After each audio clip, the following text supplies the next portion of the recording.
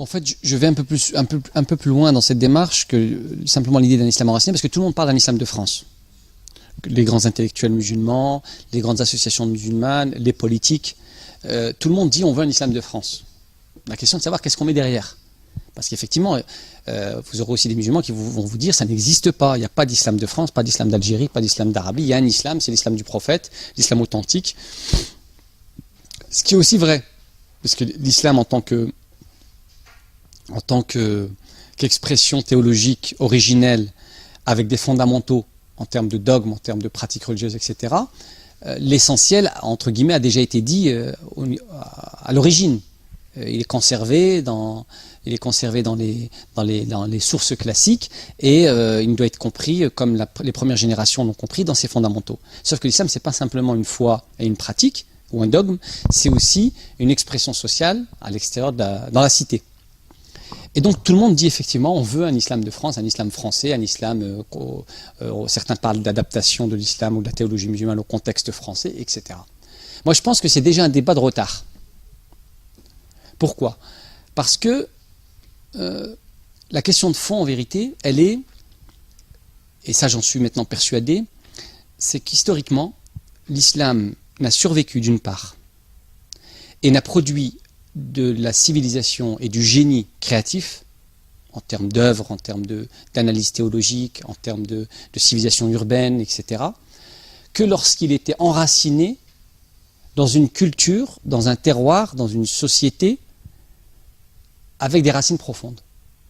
Autrement dit, dans des cultures déracinées, puisque nous, les héritiers de l'immigration, finalement, nous sommes des héritiers de cette immigration, et on est porteur d'un héritage familial, culturel, folklorique, etc. Et ces résidus de culture fait que dans nos familles, cette mémoire familiale plus ces différents éléments de culture constituent une partie de notre identité. Mais ce ne sont pas des cultures complètes. C'est des restes, ce qui fait que le jeune d'origine algérienne, le jeune d'origine marocaine, le jeune d'origine africaine, avec la diversité des pays d'Afrique, le jeune turc, etc., sont tous porteurs à la fois d'une mémoire familiale, mais aussi d'un certain nombre d'éléments de culture et de tradition qui constituent une partie de son identité. Mais il est aussi socialisé dans la société française, il a en général été à l'école, il a, pour certains, une culture dite urbaine, des références musicales, etc. etc. Et c'est ce patchwork de sources qui constitue finalement l'identité de la personne.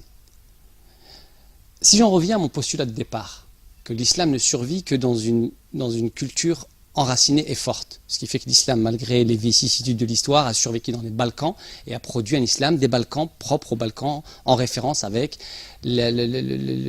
l'anthropologie des gens des Balkans, leurs traditions, etc. Si les premiers Arabes qui sont arrivés en Chine, en Asie, ont fondu ensuite dans les populations asiatiques, mais ont enraciné ce noyau irréductible de l'islam dans ces sociétés, ensuite ces sociétés, parce qu'elles sont pérennes, parce qu'elles ont continué à évoluer culturellement, parce qu'elles ont continué à développer leur richesse culturelle, mais en adoptant le noyau irréductible de l'islam, l'islam s'est sauvegardé et a produit de la civilisation. Or, quand on dit islam de France, on ne dit rien en même temps, parce que pour l'instant, il est rattaché à des populations qui sont porteurs d'une multitude de cultures, qui par définition, même pour ceux qui se disent je suis arabe, il faut préserver nos cultures, parce que bon, les articles ont eu j'ai eu beaucoup de droits, beaucoup de réponses, de critiques, je ne vais pas abandonner le couscous pour le cassoulet, etc. Ce qu'on oublie, c'est que l'islam de France, c'est d'abord un islam avec une diversité ethnique, et donc une diversité d'héritage juridique. Il y a beaucoup de difficultés à pouvoir produire une théologie commune. Quand on a un héritage, par exemple, en droit hanafite de Turquie, quand on a un héritage d'un islam soufi africain, quand on a un héritage d'un islam malékite pur et dur comme ceux de nos parents d'origine algérienne, ou voire même pour certaines populations berbères, un mélange de droit malékite imprégné de droit coutumier. Donc pour pouvoir produire demain un véritable islam enraciné, parce que c'est une nécessité, sinon il va mourir. Il ne peut pas survivre s'il n'y est pas enraciné. Ça sous-entend quoi? Ça sous-entend non seulement, puisque tout le monde parle d'islam de France, qu'on est d'accord sur un islam de France, mais c'est un islam qui est véritablement inséré dans une culture homogène. C'est ce qui signifie, par logique, qu'il doit se détacher, et là c'est vrai que ça soulève beaucoup de débats, de discussions et de ressentiments, et parfois même de violence, parce qu'on a l'impression qu'on est en train de dire à ces musulmans d'oublier ce qu'ils sont. C'est pas ce que je dis. Je dis que ma génération, par exemple, est déjà socialisée. Elle a déjà une mémoire familiale, une posture culturelle, etc. Mais je ne suis pas obligé de transmettre à mes enfants, ou à mes petits frères, ou demain à mes petits-enfants, l'essentiel des éléments de culture que j'ai acquis par mes parents, qui sont déjà inférieurs à ce que mes parents avaient, par définition, puisqu'il y a acculturation progressive. Le pire dans tout ça, et ce qui est problématique, c'est que cette acculturation, même ceux qui se revendiquent des cultures d'origine, qui se disent arabes, etc., savent pertinemment que l'acculturation progressive amène les générations à perdre cet héritage. Mais le grand défi et la grande misère, quelque part, c'est que cette acculturation progressive se fait au profit de quoi? Se fait au profit d'une idéologie, d'une conception du monde, d'une représentation, d'une world culture, qui est en vérité celle voulue par le système.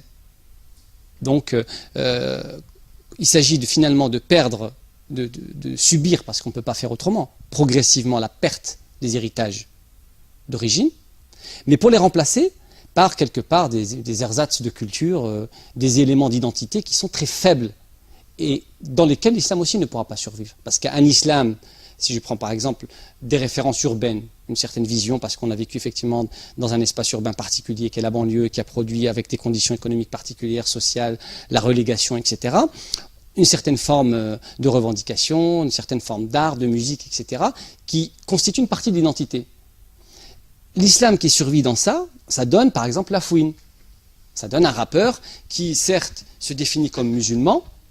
Il est dans ses vidéos, on les trouve sur le web, il dit oui, nous le vendredi, on va avec mes potes, on va au Jumu'ah, donc à la prière du vendredi, on fait des do'as, donc il utilise véritablement un vocabulaire théologique, donc on va à la prière du vendredi, on fait des invocations, et il ajoute juste derrière, et le lendemain samedi, avec les mêmes potes, on va avec des filles dans les hôtels, etc.